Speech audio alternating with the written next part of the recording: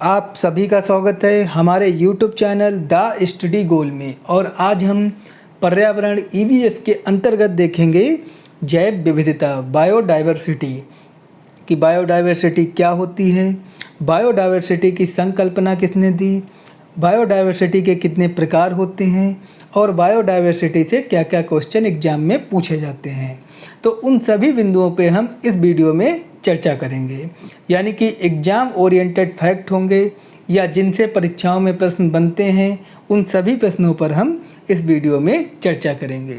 अगर आपको हमारा वीडियो पसंद आए, सब्सक्राइब करें, लाइक करें, शेयर करें और हमसे जुड़ें, क्योंकि इस 10 मिनट के वीडियो में आप बायोडाइवर्सिटी को समझ जाएंगे और इससे बाहर आपको एक भी क्वेश्चन नहीं मिलेगा, आप किसी भी एग्ज़ाम की तैयारी कर रहे हों।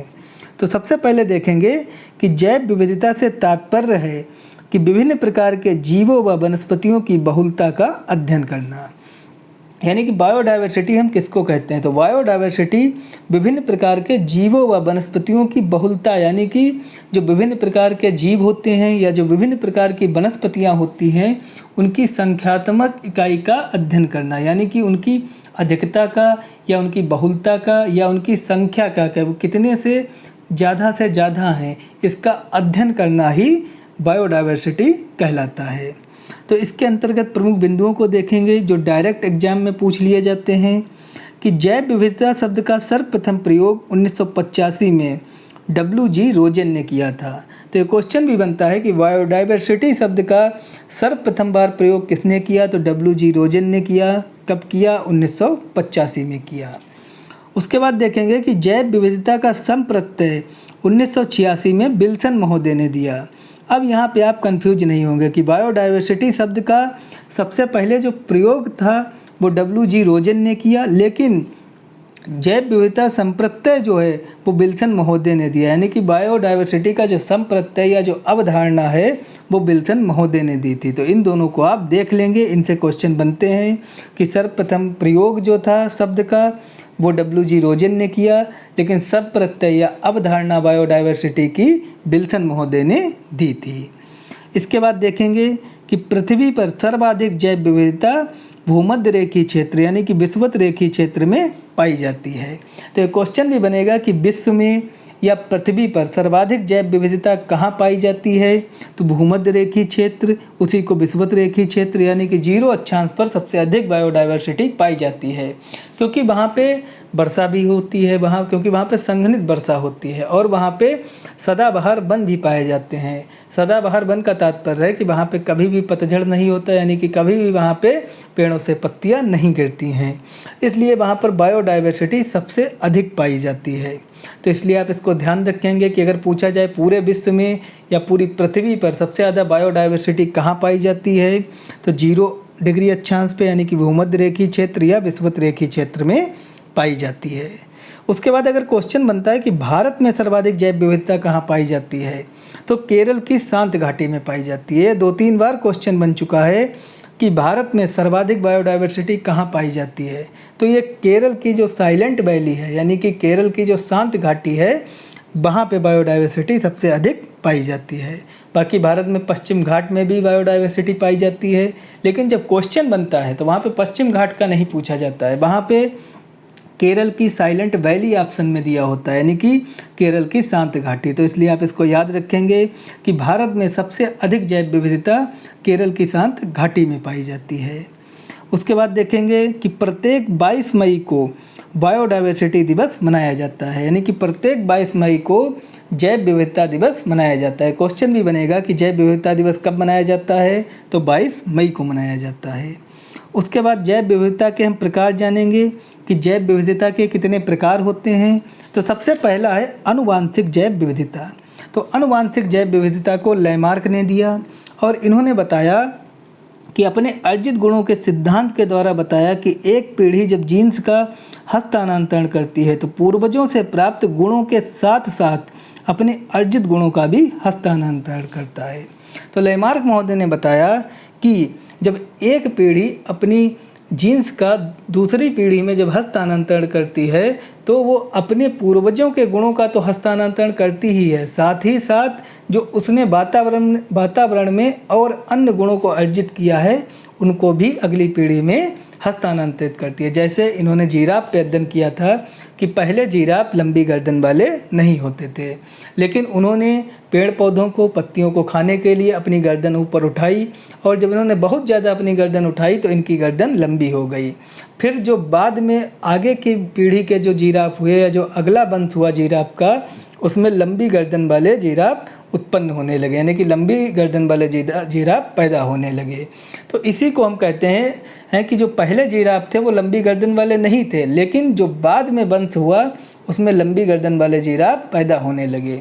तो इन्होंने ये गुण जो था वो अर्जित किया था वातावरण से। जब इन्होंने गुण अर्जित कर लिया वातावरण से तो इनके गुण का ये प्रभाव अगली पीढ़ी में भी पड़ा, और अगली पीढ़ी के जो जिराफ पैदा हुए वे सभी लंबी गर्दन वाले पैदा हुए।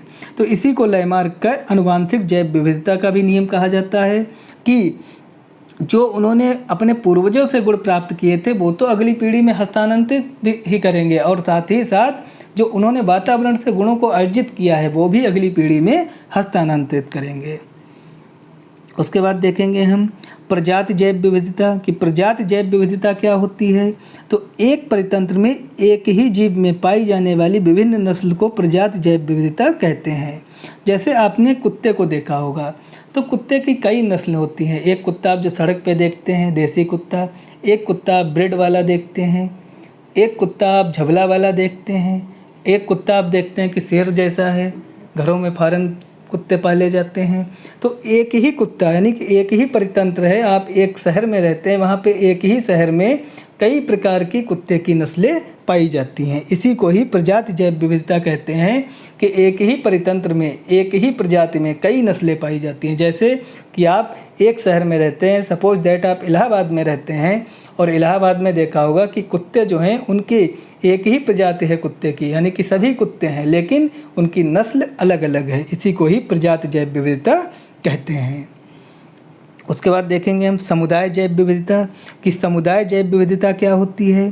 तो जब हम दो परितंत्र में एक ही प्रजाति के विभिन्न गुणों का पता लगाते हैं तो इसे समुदाय जैव विविधता कहते हैं। यानी कि जब हम दो परितंत्र की तुलना करते हैं, जैसे ग्रामीण परितंत्र और शहरी परितंत्र, जब इन दोनों परितंत्रों की हम तुलना करेंगे तो हमें पता चलता है जैसे कि आपने एक ग्रामीण परितंत्र का कुत्ता लिया और एक शहरी परितंत्र का कुत्ता लिया।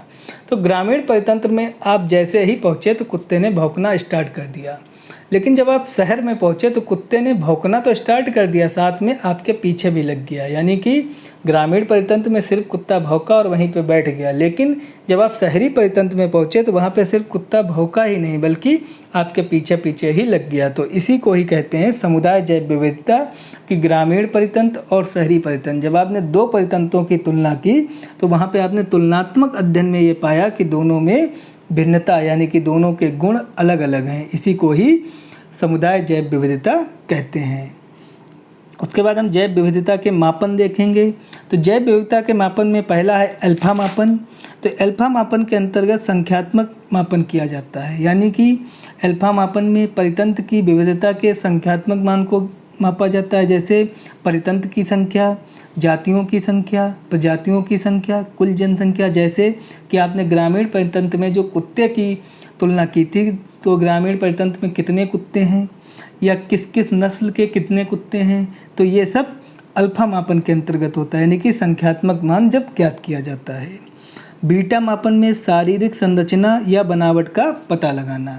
जब हम किसी परितंत्र में जीव की शारीरिक संरचना या उनके शरीर की बनावट इत्यादि पर आधार पर जैव विविधता का पता लगाते हैं तो यह बीटा मापन कहलाता है। जैसे कि आपने देखा कि शरीर की लंबाई क्या है, शरीर की बनावट क्या है, उनका मानसिक स्तर क्या है, तो ये सभी बीटा मापन के अंतर्गत आते हैं। गामा मापन, इसमें संपूर्ण मापन किया जाता है, यानी कि गामा के अंतर्गत किसी परितंत्र में जीव की विभिन्न विविधता का संपूर्ण मापन किया जाता है। जैसे उनकी संख्या क्या कभी कि कुत्ते कितने थे, उनकी संरचना कैसी थी यानी कि वो कैसे दिखते थे, उनकी बनावट क्या थी, उनकी कैसी सोच थी, यानी कि कोई कुत्ते ऐसे थे जो सिर्फ भौंकते थे, कोई तो पीछा कर लेते थे, या कुछ कुत्ते ऐसे भी होते हैं जो ना भौंकते हैं ना पीछा करते हैं, सीधे आके डायरेक्ट काट लेते हैं। तो ये सब गामा मापन के अंतर्गत किया जाता है, जब विभिन्न प्रकार की विविधताओं को एक साथ मापन किया जाए। तो ये जैव विविधता टॉपिक आपको क्लियर हो गया होगा कि बायोडायवर्सिटी क्या होती है, तो आप इसको ध्यान से देख लेंगे। अगर आपको हमारा वीडियो पसंद आए, सब्सक्राइब करें, लाइक करें, शेयर करें और हमसे जुड़ें। धन्यवाद।